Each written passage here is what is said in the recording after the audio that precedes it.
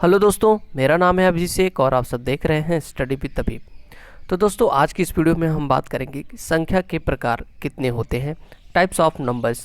ठीक है, तो वीडियो को स्टार्ट करने से पहले अगर आपने हमारे चैनल को सब्सक्राइब नहीं किया तो सब्सक्राइब कर दीजिएगा और वीडियो को लाइक कर दीजिएगा। आई होप आपको ये वीडियो पसंद आएगी। चलिए स्टार्ट करते हैं। तो सबसे पहला जो हमारा टाइप है वो है प्राकृतिक संख्या, यानी कि नेचुरल नंबर्स क्या होती हैं। देखिए, गिनती की संख्या को प्राकृतिक संख्या कहते हैं, जिसे हम 1 2 3 4 मतलब 1 2 3 ऐसे ऐसे करते हुए पूरा अनंत तक, इन्फानाइट तक जितने भी नंबर होते हैं सबको हम प्राकृतिक संख्याएं कहते हैं। उसके बाद प्राकृतिक संख्याओं के बाद इसमें देखिए एक नंबर आपको मिसिंग लग रहा होगा, वो है जीरो। अगर हम इसमें जीरो को भी इंक्लूड कर देते हैं तो आइए देखते हैं उनको हम क्या कहते हैं। तो उनको हम कहते हैं पूर्ण संख्या। जो संख्याएं जीरो से शुरू होती हैं, 0 1 2 3 इस तरीके से जितनी भी संख्याएं होती हैं अनंत तक, उनको हम क्या कहते हैं, पूर्ण संख्या। तो देखिए, प्राकृतिक संख्या और पूर्ण संख्या में सिर्फ एक ही अंतर होता है। प्राकृतिक संख्या में जो है होता है जीरो नहीं होता है, जीरो से शुरू नहीं होती है, यानी कि 1 2 3 से होती है। और पूर्ण संख्या जो होती है वो जीरो से शुरू होकर अनंत तक जाती है, उसको हम पूर्ण संख्या कहते हैं। इसमें भिन्नात्मक संख्याएं, दशमलव की संख्याएं जो होती हैं वो नहीं होती, केवल पूर्ण संख्या 1 2 3 4 5 इस तरीके से। ठीक है, आगे चलते हैं। पूर्णांक संख्या क्या होती है। देखिए, पूर्णांक संख्या जैसे हम जानते हैं कि हमारी जो ऋणात्मक संख्याएं होती हैं, देखो जैसे ये जीरो है तो जीरो के इस साइड 1 2 3 4 यहाँ से अनंत तक जो है प्लस इन्फिनिटी तक ये संख्या है, और -1 -2 इस तरीके से माइनस इन्फिनिटी तक जो संख्याएं होती हैं उनको हम क्या कहते हैं, मतलब कि जो भी माइनस इन्फिनिटी से लेकर के प्लस इन्फिनिटी तक की संख्या होती है उनको हम पूर्णांक संख्या कहते हैं। पूर्णांक क्यों कहते हैं, क्योंकि ये कोई फ्रैक्शनल वैल्यू नहीं होती, जैसे 1/2 दशमलव में 0.5 इस तरीके से वैल्यू जो नहीं होती है, इसलिए इनको हम क्या कहते हैं, पूर्णांक संख्याएँ कहते हैं। ठीक है, ये इंटीजर होते हैं, चाहे वो धनात्मक हो या ऋणात्मक हो, उनको हम इंटीजर्स बोलेंगे, पूर्णांक संख्या। आगे चलते हैं। चौथा नंबर है सम संख्याएँ।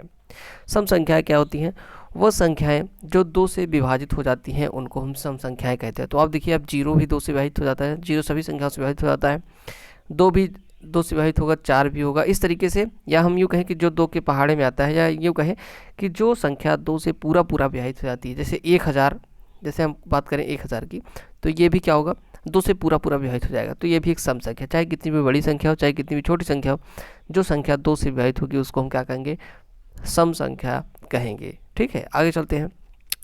विषम संख्या क्या होती है। देखिए, ऑड नंबर वह संख्या जो 2 से पूर्ण रूप से विभाजित नहीं होती है, विषम संख्या कहलाती है। जैसे अगर आप 1 को 2 से डिवाइड करते हैं तो ये पूरा नहीं कटेगा। ठीक है, तो इसलिए हम क्या कहेंगे, विषम संख्या है। इसी तरीके से 3 को जब हम डिवाइड करेंगे तो ये भी नहीं कटेगा।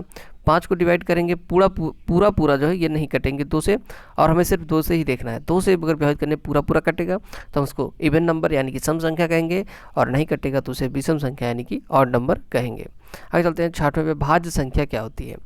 ठीक है, भाज्य संख्याएं वे संख्याएं होती हैं जो एक के अलावा और खुद के अलावा किसी और संख्या से कटती है। जैसे हम मान लेते हैं कि 8 है ना, मान लेते हैं कोई संख्या हम लेते हैं, कोई भी संख्या, जैसे 3 है, तो देखो 3 किससे कटेगा, केवल 1 से कटेगा और 3 से, यानी कि 1 से और खुद के अलावा और किसी संख्या से 3 नहीं कटेगा, इसलिए हम क्या कहेंगे, ये भाज्य संख्या नहीं है।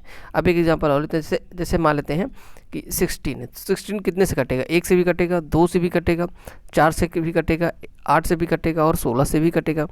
तो देखिए, यहाँ पे एक के अलावा, एक और खुद के अलावा ये इतने संख्याओं से कट रही है, यानी कि जो भी संख्याएं एक और खुद के अलावा किसी और संख्या से भी कटती है उसको हम भाज्य संख्या कहते हैं। जैसे 10 का भी आप एग्जाम्पल ले लीजिए, 10 भी कई संख्याओं से कटता है, 1 से कटता है, 2 से कटता है, 5 से कटता है और खुद 10 से भी कटता है। अब जैसे 11 अगर हम एग्जाम्पल लेते हैं तो 11 किससे कटता है, 11 केवल 1 से कटता है और 11 से कटता है, तो ये भाज्य संख्या नहीं होगा। इन संख्याओं को क्या कहते हैं, इन संख्याओं को हम कहते हैं अभाज्य संख्या, प्राइम नंबर्स। ठीक है, जैसे अब देखो 2 है, 2 किससे करता है, 1 से करता है और खुद से करता है और किसी संख्या से नहीं करता, इसलिए इसको क्या कहेंगे, अभाज्य संख्या। अब जैसे 7 है, 7 किससे कटेगा, 1 से कटेगा और खुद से कटेगा, मतलब 7 से कटेगा और किसी भी संख्या से नहीं कटेगा। इस तरीके से 13 भी है, 13 भी है, 13 भी जो 13 होती है वो भी या तो खुद से कटेगी या तो 13 से कटेगी और किसी संख्या से नहीं कटेगी, इसलिए इसको हम क्या बोलते हैं, अभाज्य संख्या बोलते हैं। आगे चलते हैं। 8वां देखते हैं, परिमेय संख्या क्या होती है। परिमेय संख्या वे संख्याएं होती हैं जिनको P/Q के रूप में लिखा जा सकता है, यानी कि हम यूँ कहें कि उनका जो हर और q is not equal to 0 होना चाहिए, यानी उनका हर 0 नहीं होना चाहिए। जैसे मैं आपको बताऊं, कोई भी नंबर लिखा हो, जैसे मान लेते हैं 5, तो 5 के बट्टे 1 मान सकते हैं हम, इसलिए यह परमेय संख्या है। 17/49 जैसे लिखा हुआ है, या 7/9 ही ले लेते हैं, तो ये भी p/q। p/q का मतलब होता है p आपका अंश होगा, q आपका हर होगा, जहाँ पे q is not equal to 0, यानी कि q 0 नहीं हो सकता है। तो आपको समझ में आएगा परमेय संख्या किसे कहते हैं। आगे चलते हैं, 9 देखते हैं। अपरमेय संख्या वे संख्या है जिन्हें p/q के रूप में नहीं लिखा जा सकता है।